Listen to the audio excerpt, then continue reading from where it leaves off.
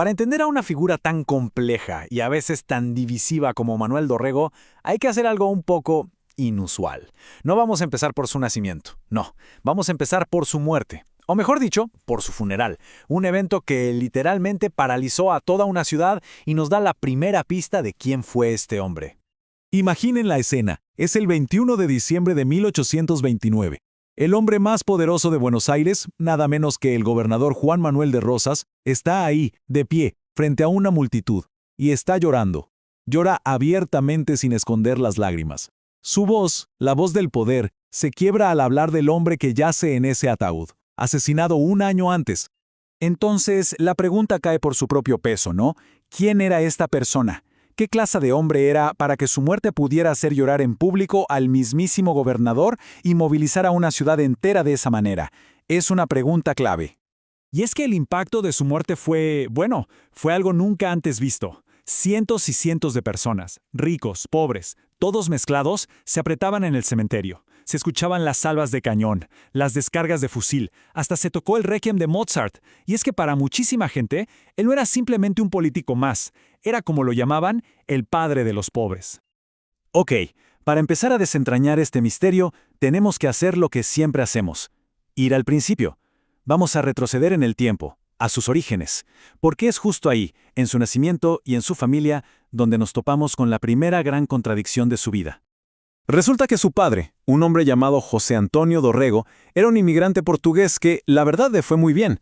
Hizo una verdadera fortuna como comerciante en Buenos Aires. Y claro, eso posicionó a la familia Dorrego directamente en la élite de la ciudad. O sea, un mundo de poder, de influencias, de privilegios. Pero aquí viene lo interesante. Dorrego estaba en una posición particular. Por un lado, sí, era parte de la élite por nacimiento y por dinero. Pero por otro, esa herencia portuguesa lo conectaba con una minoría que en ese entonces era vista con bastante recelo. Así que imagínense, era como ser un de adentro y un de afuera al mismo tiempo. Y esta dualidad, esta tensión, va a ser clave para entender su juventud. Y ahora llegamos al que quizás es el primer gran enigma en la historia de Dorrego. Pensemos en las historias de los héroes, ¿verdad? Siempre tienen un momento fundacional, un gran acto de valor. Bueno, en la historia de Dorrego hay algo muy curioso. Hay una ausencia muy, pero muy notoria. A ver, para cualquier joven de Buenos Aires a principios del siglo XIX, había un evento que lo definía todo: las invasiones inglesas. Ese fue el crisol, el momento en que se forjó una generación entera. Miles de ciudadanos comunes y corrientes tomaron las armas y se convirtieron en héroes defendiendo su ciudad. Era el momento para estar ahí. Y aquí viene el dato. Así, simple y directo. Manuel Dorrego, el que después sería un gran héroe militar, no participó. Así de simple. No estuvo. No luchó ni en la Reconquista de 1806, ni en la defensa de 1807.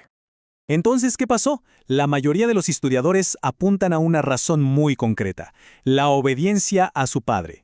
Quizás el padre tenía miedo de que hubiera represalias contra la comunidad portuguesa, o simplemente quería proteger la carrera de su hijo, que era un estudiante brillante. No lo sabemos a ciencia cierta, pero el resultado es el que es. En el momento más importante para su generación, cuando la ciudad necesitaba héroes, Manuel Dorrego obedeció a su papá y se quedó en su casa. Bueno, uno podría pensar que esa ausencia lo marcó para siempre.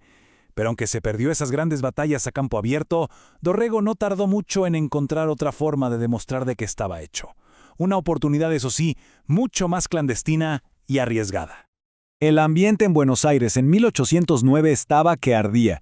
Hay un levantamiento político contra el virrey Liniers que fracasa y los líderes son arrestados. Y resulta que uno de ellos era primo de Dorrego. De repente, la política y el peligro tocaban a la puerta de su familia.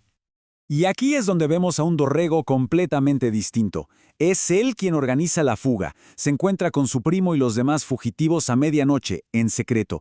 Y miren la astucia. En la orilla del río, para no levantar sospechas, le paga a unas lavanderas para que lleven el equipaje hasta el bote. Luego los guía por el agua hasta un lanchón que los estaba esperando para cruzar. Y como si fuera poco, al llegar a la otra orilla, la historia cuenta que se enfrentó él solo, con su sable, a un perro rabioso que los atacó. Increíble. En una sola noche, el estudiante obediente se convirtió en un hombre de acción, de ingenio y de muchísimo coraje. Esa fuga a medianoche fue como la primera chispa. Pero este acto de desafío fue solo el preludio. Porque la gran transformación de Dorrego no iba a suceder con un sable en la mano, sino con un libro. No en un campo de batalla, sino en las aulas de una universidad. Justo ese mismo año, en 1809, su padre lo manda a Santiago de Chile a estudiar Derecho en la prestigiosa Real Universidad de San Felipe. La idea, claro, era asegurarle un futuro respetable. Pero qué ironía, ¿no? Al intentar alejarlo de los líos de Buenos Aires y de su propia influencia, lo que hizo fue empujarlo de cabeza a un ambiente lleno de ideas nuevas, ideas revolucionarias. Y es que en Chile, Dorrego se sumerge de lleno en las ideas de la Ilustración española. Ojo, no estamos hablando de manuales para la revolución. No era tan directo. Pero estas ideas plantaron una semilla potentísima en su cabeza. La idea de que el mundo no es algo fijo, que las cosas pueden cambiar, que la acción humana, guiada por la razón, tiene el poder de transformar la sociedad. De repente, cambiarlo todo parecía posible. Y es ahí, en los pasillos de esa universidad, entre debates, libros y nuevas amistades, donde la transformación se completa. El hijo obediente que se había quedado en casa durante las invasiones inglesas estaba desapareciendo, y en su lugar estaba naciendo el revolucionario, el líder que, años más tarde, iba a sacudir los cimientos de su propia ciudad. Lo que nos deja con la gran pregunta, la que da vueltas sobre toda su juventud.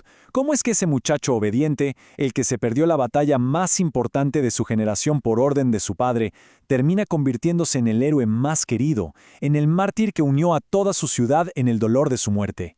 La historia de Dorrego, como vemos, es una de profundas contradicciones. Es una lección de cómo la obediencia puede transformarse en desafío y cómo un estudiante a veces puede terminar convirtiéndose en leyenda.